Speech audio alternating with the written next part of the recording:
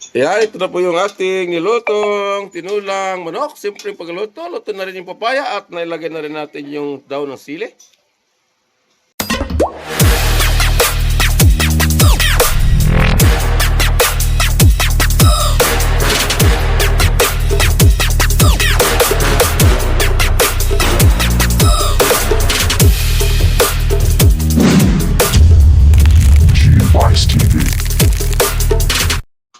So what's up mga cars? Magandang araw po sa lahat. Welcome to my channel, Chubais TV and my cooking vlog.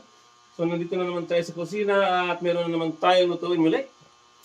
So simple lang ang ating lutuin ngayon. Ito yung tinatawag ng simpleng luto ng manok, tinola. So yun po ang ating menu for today, tinolang manok.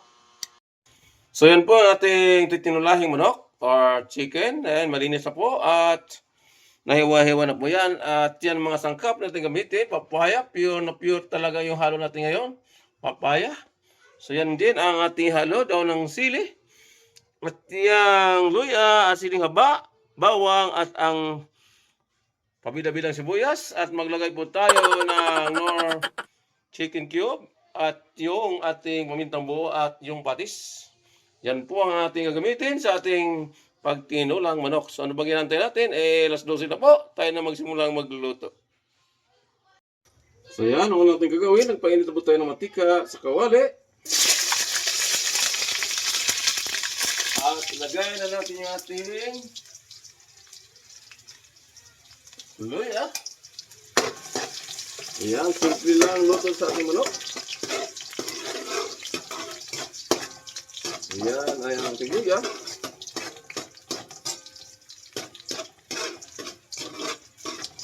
Antayin natin lumabas yung aroma ng luya at isunod na natin yung bawang at ang sibuyas.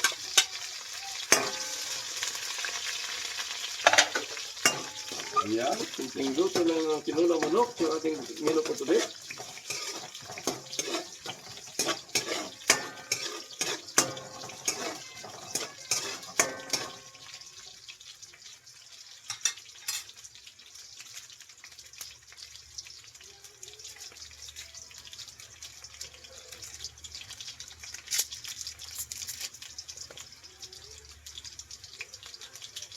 So maglagay po tayo ng chicken broth cube para malamasa yung ating tinulang manok. Ayan, nilagay na po.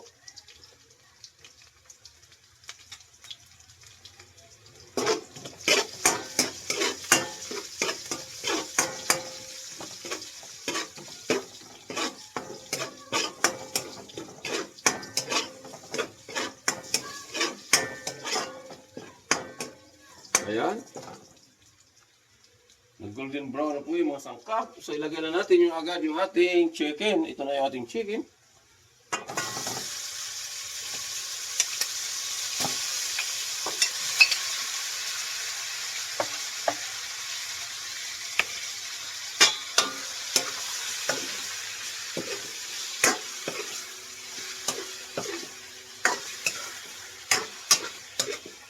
Ayan ang ating chicken.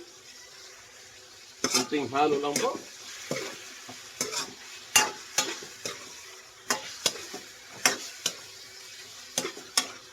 Ikutsa lang po natin ito bago natin lagyan ng tubig. Simpleng luto sa manok.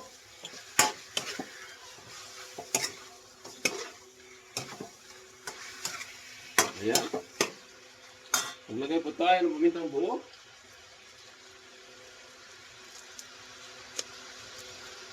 Pamintang buo. Ayan ang pamintang buo.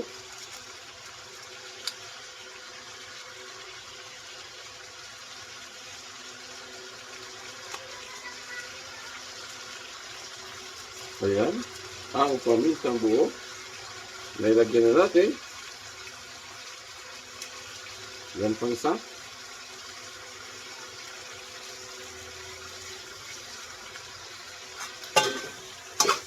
Kunting halo. Ayan.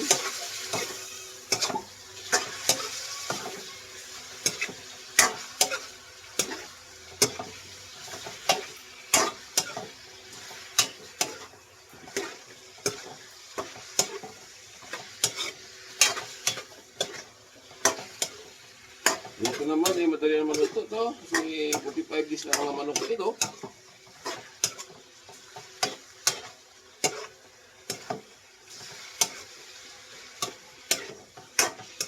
Ayan, lagyan po tayo ng patis. Pampaalat. Ang patis, nagdepende po yan kung gaano karaming lulutuin yung manok. Huwag masyadong mapaalat, baling matabang, maribidyuhan. Huwag lang mapaalat.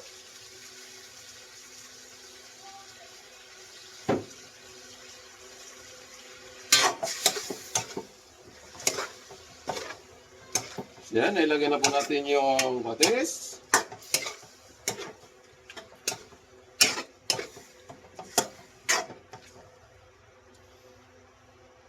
So ilagay na agad natin itong siling haba. Para lumasa na agad yung siling haba. Para magiging malab yung kanyang hanghang. Pag iyan ay naluto.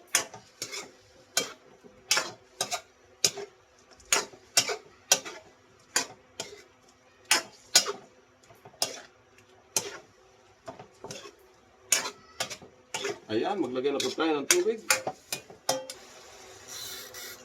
Ayan, maglagay na po tayo ng tubig. Ito na yung tubig.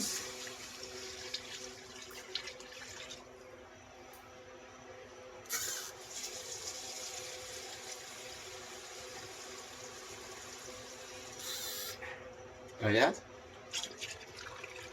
Ayan, nilagay na po natin ang tubig. Tatakpan. After mga 15 minutes or 25 minutes, ito na natin lumambot. At isunod na agad natin yung papaya bago yung dahon ng sili. Yan po, tatakpan.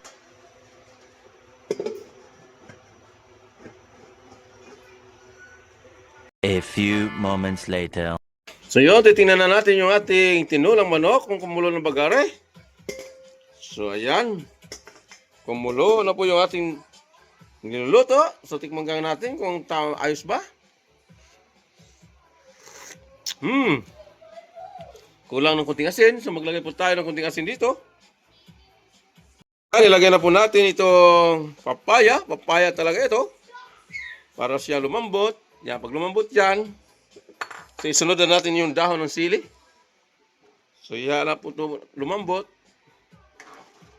Yan po yung ating tinulang manok. Purong-purong papaya at dahon ng sili ang panglahok.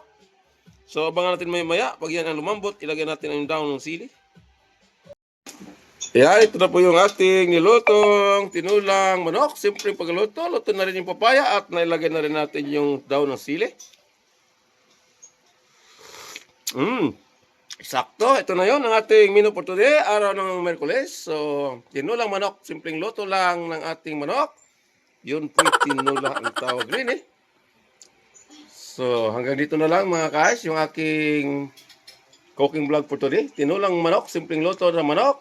Shout out po sa aking mga silent viewer, patuloy sa babay sa aking munting channel. Sa aking mga kaibigan sa YT, shout out po. Hanggang dito na lang, thank you for watching and God bless us.